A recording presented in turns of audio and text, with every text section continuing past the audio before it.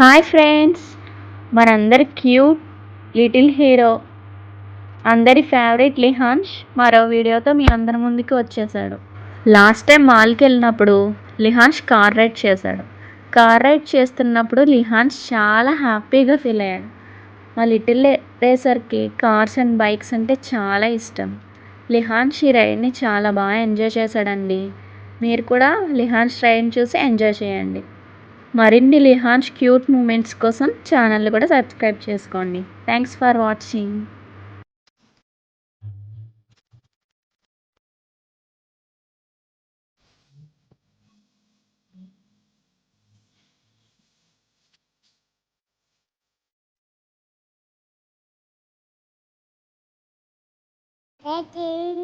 Share చేయండి, subscribe చేయండి.